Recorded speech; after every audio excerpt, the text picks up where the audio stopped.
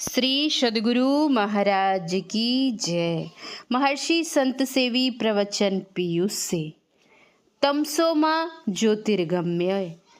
संवेद समादरणीय सज्जन वृंद, आदरणीय माताओं तथा भक्तिमती बहनों, भगवान बुद्ध ने कहा है, हमारी वर्तमान हालत हमारे विचारों का फल है।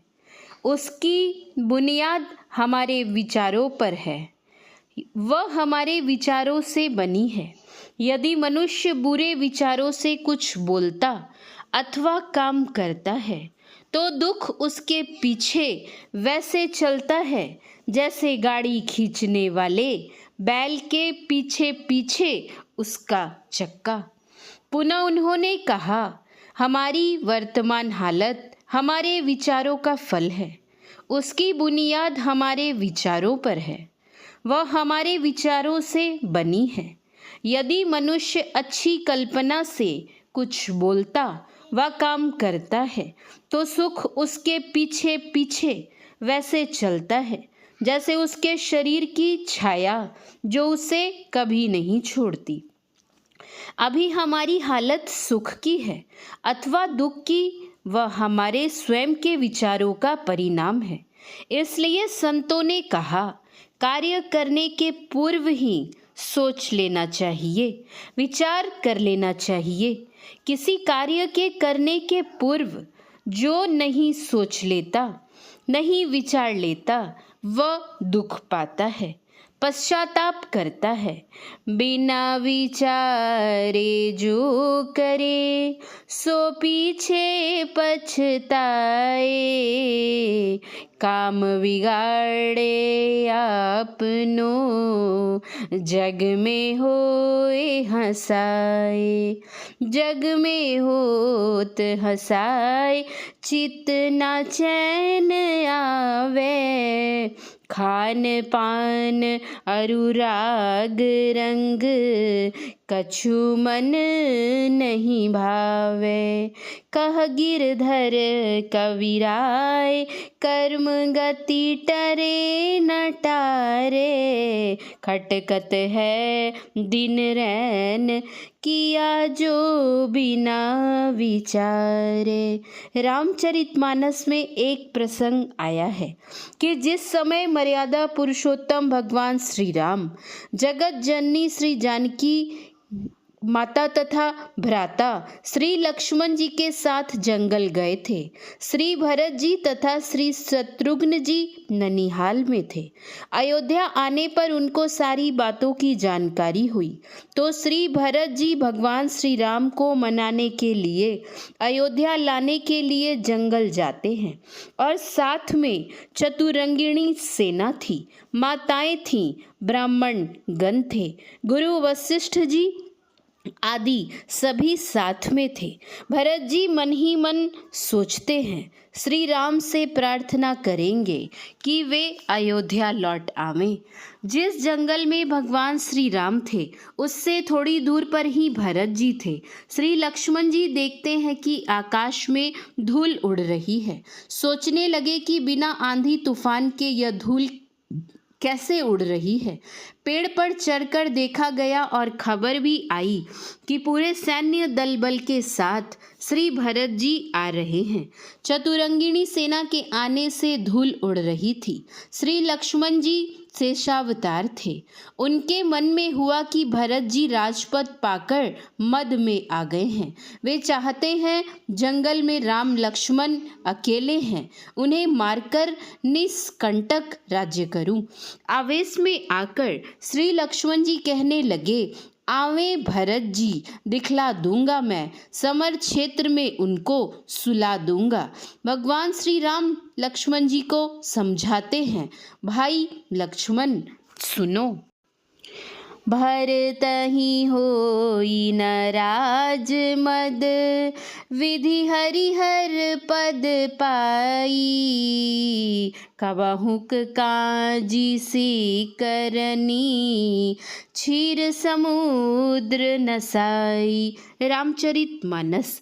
भरत को राजमद नहीं हो सकता। यह अयोध्या का राज तो बहुत तुच्छ है।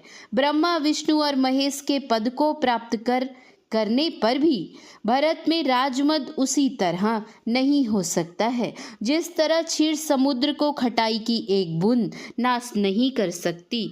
तुम शांत रहो। उसी समय आकाशवाणी होती है, अनुचित उचित काज कछु होई, समुझि करिय भल कह सब कोई, सहसा करी पाछे पछताही, कहहि वेद बुध ते बुध नाही।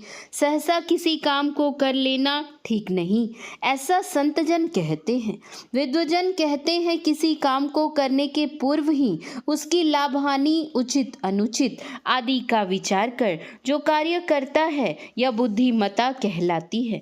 काम करते हुए सोचते जाना अथवा सोचते हुए कर्म करते जाना यह उसकी सतर्कता कहलाती है। आप सोच कर देखें, विचार कर देखें, हम जो कुछ भी कर्म करते हैं उसमें जाने अनजाने कुछ पुण्य, कुछ पाप, कुछ शुभ, कुछ अशुभ बन ही जाते हैं। शुभ कर्मों का फल सुख और अशुभ कर्मों का फल दुख होता है। महाराज युधिष्ठिर धर्मराज के अवतार थे, कभी झूठ नहीं बोले थे, किंतु समय आता है उनसे भी थोड़ी चूक हो जाती है। महाभारत के युद्ध मैदान में वे कह देते हैं, अश्वत्थामा हतो नरो व कुंजरो। इस झूठ का परिणाम हुआ कि महाराज युधिष्ठिर को नरक देखना पड़ा। इस तरह से हमसे जाने अनजाने में कुछ न कुछ शुभाशुभ कर्म होते ही रहते हैं। ऐसा कोई नहीं है जो कह सकता है कि मुझसे अशुभ कर्म हुआ ही नहीं, कुछ न कुछ होता ही है। महाभारत के युद्ध क्षेत्र में भीष्म पितामह सरसैया पर पड़े थे। इतने बाण उनके शरीर में लगे थे कि उनके शरीर का कोई भाग 2 इंच से अधिक खाली नहीं था। उस दिन का युद्ध बंद हो गया। कौरव पांडव आदि क्रम से उनके दर्शनार्थ आने लगे। उसी क्रम में भगवान श्री कृष्ण भी वहां आए। भीष्म ने पूछा, कृष्ण, पूर्व के 100 जन्मों की बातें मुझे याद है। मुझसे पूर्व के 100 जन्मों में कोई भी ऐसा अशुभ कर्म नहीं बना है जिनका परिणाम दुख हो। फिर किस कर्म का मुझे आज भोगना पड़ रहा है? भगवान श्री कृष्ण ने उत्तर दिया, राजन, इस जन्म के पूर्व के 101वें जन्म में आप राजा थे। रथ पर सवार होकर आप जा रहे थे। कुछ दूर निकल चुके थे। सांप ने आपका रास्ता काट दिया था। आपने उस सांप को मारकर फेंकवा दिया था। सांप जाकर बबूल के पेड़ पर गिरा और बबूल के कांटे उसके शरीर में जहां तहां चुभ गए। उस समय तक सांप के प्राण निकले नहीं थे। बाद में उसी बबूल के कांटे पर तड़प तड़प कर उस सांप ने अपने प्राण छोड़े। उसी पाप का परिणाम है कि आप आज कांटों पर पड़े हैं। कर भला होवे भला, करके भलाई देख ले। कर बुरा होवे बुरा, करके बुराई देख ले। बिन भजे भगवान के जग में नाही गति।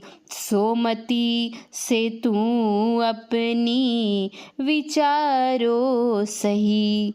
आम चखना जो चाहे बबूल बोए के। धोए का जल सफेदी तो होती नहीं। अशुभ कर्मों का फल नरक और शुभ कर्मों का फल स्वर्ग होता है। लोग स्वर्ग तो जाना चाहते हैं क्योंकि वहाँ सुख होता है, नरक जाना चाहते नहीं क्योंकि वहाँ दुख मिलता है। लेकिन हमारा किया हुआ जो शुभ व अशुभ कर्म है, उस कर्म का फलोपभोग तो हमें करना ही पड़ेगा। पड़ेगा। उस कर्म फल के भोग से हम वंचित कैसे रह सकते हैं। हमारी 5 उंगलियों में से जो उंगली आग में पड़ जाएगी, घाव उसी उंगली में होगा, दर्द उसी अंगुली में होगा, अन्य 4 अंगुलियों में नहीं। इसी तरह जो कोई पाप करते हैं उनको ही उसका फल भोगना पड़ता है। देहातों में यह कहावत प्रसिद्ध है, कोई करे आप ले, माई ने बाप ले। न बाप भोगेंगे न माई भोगेगी, न बेटा भोगेगा न बेटी भोगेगी, न पत्नी भोगेगी न पति भोगेगा। तात्पर्य यह कि किसी के किए पाप का फल दूसरा कोई नहीं भोगता, भोगना स्वयं ही पड़ेगा। अब सोचने की बात यह है कि पाप का फल नरक होता है और नरक में दुख मिलता है, इसलिए हम भविष्य में पाप नहीं करें। ठीक है, लेकिन जो पहले का किया हुआ पाप है उसका फल तो हमें भोगना ही पड़ेगा। श्री सद्गुरु महाराज की जय। श्री सद्गुरु महाराज की जय। महर्षि संत सेवी परमहंस जी महाराज का यह प्रवचन बदायूं उत्तर प्रदेश में दिनांक 21/9/1995 ईस्वी को प्रातः काल में हुआ था। शांति संदेश सितंबर 1996 ईस्वी। महर्षि संत सेवी परमहंस जी महाराज के प्रवचन का कुछ अंश पढ़ा गया है। श्री सद्गुरु महाराज की जय। श्री सद्गुरु महाराज की जय। श्री सद्गुरु महाराज की जय।